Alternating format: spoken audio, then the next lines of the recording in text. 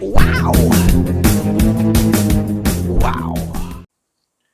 Assalamualaikum warahmatullahi wabarakatuh. Selamat menghabiskan 10 malam, 10 pagi terakhir ni. Harap kita semua insyaAllah mendapat Lailatul Qadar. Jadi saya nak ulas sikit tentang isu harga ayam. Saya nampak banyak orang ulas ikut dia punya suka, tak ada info, tak ada backup, tak ada ilmu tentang hal ni. Jadi saya sendiri dah 20 tahun dalam bidang ayam ni. Jadi saya dah cukup faham lah tentang, basically ia adalah demand and supply. Banyak orang tak tahu ataupun tak nak tahu bahawa ketika PKP mula-mula kerajaan jalankan, masa tu harga ayam merudum jatuh sampai RM1.8. Ada yang rendah lepas tu bila kita kira offer kan. Ada sampai RM1.5 di ladang lah. Saya cerita pasal ni pasal di ladang dulu. Masa tu tak ada siapa yang bising. yang mengena adalah para peternak. Jadi sekarang ni apabila, yelah kita kena faham masa tu demand tak ada. Kerajaan tak bagi keluar. Lepas tu orang masih keliru lagi kan apa yang boleh, apa yang tak boleh. Banyak stall tutup. Pasar malam tak boleh. Pasar malam ni pun dah berapa persen daripada jumlah kita pemasaran ayam kita. Jadi pasar malam tak ada. Pasar orang panggil pekan nat tak ada. Jadi pekan hari pun tak ada. Yang ada hanya kebanyakannya supermarket dan pasar basah secara am ni taklah terlalu banyak sebenarnya dia ambil ayam ni. Yang banyak adalah yang kena tutup tu lah, itu yang banyak. Jadi masa tu banyak pengusaha yang buat ayam ni suffer sebab tak boleh jual. Tapi yang nampak keluar kat paper cuma cerita pasal sayur kat Cameron tak boleh jual kan, buang macam tu je. Padahal ayam pun sama. Apabila demand tu tak ada, supply lebih, maka automatik harga akan turun. Macam sekarang ni, demand tinggi, supply tak ada. Sebab apa supply tak ada? Sebab masa yang PKP awal-awal tu, apabila harga merudum turun jatuh, ada setengah-setengah pihak dia ambil keputusan dia tak masuk ayam satu. Yang kedua, ada setengah orang mengambil tindakan ayam yang ada kat urban tu dia keluarkan, dia cull, dia buang. Sebab dia tak nak tanggung. Tak nak tanggung rugi. Bayangkan kalau RM1.8 RM1.8 harga kita jual kat radang ni. Kos ini kita cerita kos ni pun ada macam-macam peringkat. Macam peternak yang terpaksa beli anak ayam, yang terpaksa beli dedak luar, dia tak keluar, dia bukan pengeluar, dia kena beli kat luar. Kos dia mungkin sampai RM4 lebih. Jadi you kira lah, tak payah RM4 lebih lah, RM4. RM4 dia tolak RM1.8. Berapa banyak dia punya rugi tu. Kalau tekan kau dia boleh RM10,000 dah apa-apa. Kan? Jadi masa tu diorang ambil keputusan untuk tidak masuk ayam. Jadi sekarang ni hasilnya ayam sekarang memang kurang lah dekat pasaran, dekat di supply tu memang kurang lah. Jadi kena faham lah. Lagi satu tentang ayam ni, Malaysia ni banyak orang tak sedar, kita adalah satu negara yang memang makan ayam sangat kuat. Pada tahun 2019 per kapita kita konsum ayam ni seorang setahun adalah 49 kilo. Jadi bayangkan kita rakyat Malaysia ada 30 juta lebih, seorang makan dekat 50 kilo. Kira 20-20 ni kira 50 kilo lah. Diorang tak jangkakan 50-51 kilo macam tu kan. Jadi bayangkan kalau seekor ayam 2 kilo, kalau 50 kilo dah berapa ekor ayam seorang makan untuk setahun. Kita bandingkan macam Indonesia atau negara-negara lain yang pendapatan kurang. Kadang-kadang tak sampai 5 kilo, tak sampai 10 kilo per kapita kan, saya cakap setahun ni. Seorang makan dengan ayam. Jadi kita memang, dan kita kena akui adalah ayam dekat Malaysia ni adalah protein yang paling murah berbanding dengan ikan dan sebagainya. Jadi kena faham juga pasal demand dan supply ni. Banyak bisnes adalah tentang demand dan supply. Termasuklah minyak kelapa sawit, getah, demand dan supply itu saja. Dia bukan nak kata salah DAP, salah PN, salah ni, salah tu. Allahu Akbar. Kita kena faham apa yang kita cakap. Kadang-kadang kita cakap jangan terlalu emosi, kita kena ada tahu fakta dia. Jadi berbalik pada isu ayam ni, kebanyakan orang tak sedar kesusahan pada peternak pada awal-awal hari tu. Dan sekarang ni pun bukan senang sebab banyak peternak tu dah tak masuk ayam. Jadi macam mana dia nak, dia pun tak untung masa ni. Yang untung adalah orang yang berani, yang ambil tindakan untuk masuk juga, walaupun apa-apa terjadi dia masuk juga ayam. Itu dia okey. Dia berani. Jadi setahun kita ada 365 hari. Orang ataupun syarikat ayam ni, dia masuk ayam, dia akan ikut flow, dia akan ikut dia akan jangka masa keluar ayam tu, ayam tu laku atau tidak. Contohnya masa macam raya Aidilfitri akan datang ni. Biasanya seekor dia bajet lebih kurang 7 minggu lah, 35 hari sebelum tarikh orang nak pakai ayam tu, hari ketupat tu kan. Dia target hari tu 2-3 hari sekitar itu untuk masuk ayam lah. Hari ketupat 7 minggu sebelum tu untuk masuk ayam. Jadi masa tu semua orang masuk ayam sebab dia target harga tinggi. Dan juga masa bulan puasa orang target biasanya awal puasa je, masa first week puasa tu normally orang akan guna ayam tinggi. Jadi masa tu pun orang akan 7 minggu first week puasa, 7 minggu sebelum tu orang akan masuk ayam banyak untuk menampung permintaan. Lepas tu minggu kedua, minggu tiga, minggu keempat puasa biasanya, ni saya cakap hari normal lah, kita bukan cerita pasal masa Covid ni, kita hari normal. Minggu kedua, minggu ketiga, minggu keempat tu biasanya orang dah kurang. Lagi satu masa bulan puasa, orang pakai ayam kecil. Orang tak pakai ayam 2 kilo 2 kilo 3. Orang pakai ayam 2 kilo bawah, 1.8 2 kilo. Ayam untuk ayam golek kan. Biasanya orang meniaga ayam golek lah yang pakai banyak. Lagi satu masa tu pun kantin tak buka. Bukan kantin tak buka lah, kantin tak boleh nak operasi kan. Orang tak makan. Jadi 2 ke 4 minggu tu jadi biasanya ayam tak kurang lah. Jadi bila nak dekat seminggu sebelum raya tu baru pick up balik. Jadi orang syarikat-syarikat ataupun orang yang masuk ayam ni dia akan masuk ayam ikut pada tu lah. Jadi seminggu sebelum raya tu masuk banyak, lepas tu raya masuk banyak, dan lepas tu pun sepanjang Syawal insya-Allah harga pun okey sebab orang banyak buat. Malaysia kan raya sebulan. Malaysia ni raya sebulan, jadi banyak open house dan sebagainya. Jadi ayam adalah main menu kan. Jadi permintaan ayam akan tinggi. Lepas tu kita cerita pula pada raya korban, raya haji. Masa tu ayam orang kurang. Ada sikit tapi kurang sebab orang nak makan daging kan. Jadi dan especially lepas raya korban memang biasanya harga akan turun sebab orang tak kurang makan ayam. Jadi setahun ni dia ada 5 kali lebih kurang macam itulah yang akan peak. Raya Cina sikit, raya puasa sikit, sebelum puasa dia ada graf tu lah. Jadi biasanya kita orang yang masuk ayam ni dia akan masuk ikut itu. Jadi untuk musim PKP ni, bila COVID terjadi ni, benda tu dia dah lari. Jadi orang tak tahu nak masuk bila. Macam sekarang, biasanya minggu kedua, minggu tiga, minggu empat ni tak apa laku ayam. Tapi kali ni ayam je laku sebab supply kurang. Dan automatik bila supply kurang akan naiklah harga ayam tu. Kita kena faham lah. Jadi nak cerita pasal kos ni, orang yang bela, kalau syarikat besar, dia ada dedak, dia keluarkan dedak sendiri, dia ada anak ayam sendiri, dia ada pengangkutan dia sendiri, dia ada A sampai Z, dia ada semua. Jadi mungkin dia punya kos RM3.6, RM3.6, RM3.7 per kilo. Jadi kalau ayam harga RM4 dia masih boleh untung 30 sen. Jadi kalau katakan ayam kurang, katakan ayam saya cerita ni pasal di Geban, katakan kalau ayam RM3.6, RM3.7 dia break even. Tapi untuk orang para peternak kecil-kecilan yang terpaksa membeli anak ayam, yang terpaksa membeli dedak, terpaksa membeli ubatan, semua duit sendiri. Kan dedak pun orang akan ambil untung, anak ayam pun orang akan ambil untung. Jadi dia punya kos easily akan RM4 lebih. Dan kalau campur transport sebab dia tak ada lori, mungkin 44, 45 mungkin. Dan juga bergantung pada FCR. FCR ni adalah feed conversion ratio. Maksudnya lagi bagus dia bela, lebih bagus dia bela, lagi maksudnya dedak dia bukan kurang tapi dia boleh berat banyak. Dia pandai bela kan. Bergantung pada tu jugalah. Kalau dia pandai bela, kos dia rendah. Kalau dia tak pandai bela, dia tak basuh reban, ayam dia sakit, masuk terlalu padat, masuk terlalu cepat, itu akan menyebabkan kos dia lagi tinggi untuk per kilo.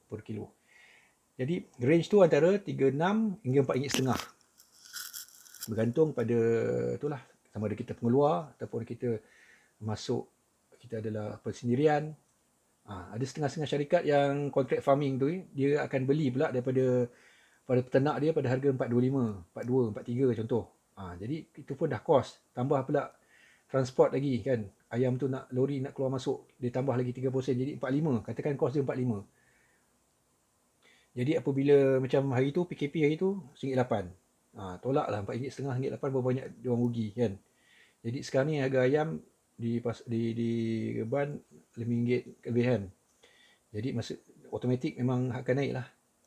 Ayam yang kita beli dekat ni, dekat pasaran ni. Tapi kena satu lagi aspek yang kita kena faham, ayam di pasar basah. Pasar basah ni dia punya harga ayam dia tu dia lain sikit. Dia tak berapa nak ikut sangat harga turun naik di ladang. Biasanya patutnya harga kat ladang kalau rendah, harga di pasar dia pun patut rendah lah kan. Tapi dia tak macam tu. Dia steady RM7.5, RM8, RM8.5, kadang-kadang RM9 di pasar basah. Saya cerita ni di pasar basah. Kalau ayam yang di tepi jalan ataupun di Maidin ke, di mana, di TF kan, di Econsave, tu dia follow sikit lah. Bila kita boleh nampak dia follow sikit harga yang sebenar di ladang. Kalau macam Tesco dia bantai harga sama je sepanjang tahun, itu lain case. Jadi lagi satu, ayam ni mana dia pergi. Kalau 100% ayam yang dia bela tu dia akan jual pada orang tengah, memang habis lah. Sebab orang tengah akan untung macam mana pun. Harga ayam rendah pun dia untung, harga ayam tinggi pun dia untung. Dia orang akan rugi. Orang yang bela ayam yang jual pada orang tengah ni. Bayangkan harga masa RM1.8. Dia jual RM1.8. Kos dia dah RM4 lebih. Lepas tu dia jual kat orang tengah pula akan ambil diskaun pula kan. Sebab bila harga RM1.8 tu ayam berlambak. Orang tengah ni pilihan berlambak. Banyak biasanya orang tengah akan telefon orang, farmer nak beli ayam. Tapi kali ni orang farmer yang akan telefon orang tengah. Sebab ayam banyak. Dia orang nak clearkan ayam tu. Jadi farmer ni orang tengah tekan pula. Katakan dapat RM1.8, jual RM1.5. Dah, dia rugi. Orang tengah, dia beli RM1.5, dia tetap akan jual pada margin dia. Kalau margin dia RM1, dia jual RM1. Contohnya RM1.5, margin dia RM1, dia jual orang RM2.5. Dan ada setengah-setengah pengeluar, dia jual pada, contoh pada KFC, dia jual pada McD. Itu pun dia steady lagi sebab harga tu tetap. Harga yang diorang dapat dijual tu dia tetap. Lagi satu setengah orang yang dia ada facility, dia buat sembelih sendiri, dia ada korum kan. Contoh masa ayam RM1.8 itu memang kebanyakan yang ada korum disimpan korum lah. Mungkin sekarang ni ayam yang kita makan ni banyak daripada korum lah. Kan ayam RM1.8 takkan nak jual rugi. Jadi sembelih masuk korum. Jadi bila ayam harga tinggi macam sekarang ni baru dia orang keluarkan. Itu pun dia nak kata untung sangat pun tak, tapi dia boleh cover sikit lah losses dia tu. Sebab korum punya ni kalau orang yang tahu tinggi juga dia punya cost tu. Sebulan simpan kat korum sekilo dah 17 sen. Lepas tu bila kita simpan korum, kita kena potong ayam tu. Itu semua kos. Kerja lebih. Jadi untung tak untung farmer ni dia bergantung pada channel mana yang dia pergi tu lah. Kalau orang tengah memang dia akan rugi. Kalau dia bela dengan company, contract farming, dia steady. Sebab harga tetap 42, 425, 43. Dia harga turun naik pun dia steady. Tapi tak bagusnya contract farming ni bila harga rendah, tinggi daripada 43 contoh kan. Dia jual kat company harga 43. Dia jual kat luar harga 45, RM5. Dia jual kat luar lah. Ayam tu hilang lah pula. Jadi dunia ayam ni saya nak kata memang penuh macam robber lah. Jadi ini secara amnya sikit lah saya terangkan. Mungkin akan datang saya akan cerita lagi lah, kongsi sikit tentang dunia ayam ni. Sebab saya pun saya tahulah macam mana perit ayam ni, industri ayam ni 2-3 tahun ni adalah satu masa yang perit. Banyak orang tak tahu. Tambah pula contoh bila ayam kurang, harga naik. Lepas tu kerajaan pula bagi AP, masuk ayam daripada Thailand ke ayam daripada mana, Brazil dan sebagainya. Ayam tu pula dia kacau pula harga ayam tempatan. Dia kacau harga industri di tempatan. Jadi itu pun isu tu banyak. Benda ni dia tak clean cut, dia tak senang nak cerita. Kita ada satu persatuan ayam ni, tapi persatuan ni harga tu orang tak ikut. Sebab contoh ada 3 company lah contoh. Company A, B, C. Company A ayam dia kurang. Lepas tu persatuan kata, okey kita tetapkan harga contoh RM4. Company A dia follow lah sebab dia harga ayam dia kurang. Mungkin dia boleh jual mahal daripada tu. Tapi company B takdirkan pula masa tu ayam dia sakit. Jadi dia nak kena keluarkan ayam dia cepat. Kalau dia jual lambat, dia rugi lah. Ayam sakit mati, tak boleh jual. Jadi dia offer lah. Jadi daripada RM4 mungkin dia jual RM37, RM35. Jadi tak ikut. Dah automatik kacau market kan. Lepas tu company C, ayam dia terlebih. Dia ada banyak ayam. Ayam dia banyak. Jadi kalau dia tak jual sekarang, ayam tu besar, tak ada orang nak beli. Sebab sizing ni pun satu hal juga. Sizing ni contoh, saya di Penang ni, orang tak makan ayam besar-besar ni. Orang makan ayam 2 kilo, 2 kilo 1 je. Kalau kita, ayam kita dah 2 kilo 5, 2 kilo 6, pengsan lah nak jual. Siapa nak beli? Tak ada siapa nak beli. Sebab Penang kan satu family, tak anak ramai. Mungkin satu family, 1-2 orang anak aje. Jadi nak berapa beli ayam 2 kilo 5, 2 kilo 6. Jadi ayam 2 kilo 2 kilo 6 ni yang buat sate okey lah sebab daging banyak kan. Dia banyak lah benda ni. Pasal ayam ni, dia punya channel, dia punya sizing, dia punya pergi mana macam mana kita nak pergi kita punya customer tu kan. Lepas tu nak cerita customer ni dalam 2-3 tahun ni banyak company baru naik. Jadi company-company lama yang dah selesa, yang dah ada apa orang kata, dah ada base customer yang ada kan. Bila company baru naik, masuk, dia orang pula offer dan sebagainya, dia orang kacau market. Jadi tergugat lah yang company lama tu. Jadi banyak lah nak cerita pasal ni banyak. Jadi ini mungkin bukan rimah lah cerita pasal ayam ni. Jadi kena faham. Musim ni, musim PKP, minggu ni, minggu depan, minggu seterusnya, tak tahu sampai bila. Mungkin selagi, saya ingat ayam ni tak banyak yang masuk ayam sekarang ni. Memang saya banyak company tak masuk ayam. Jadi memang ayam akan mahal. Macam mana nak murahkan ayam, jangan makan ayam.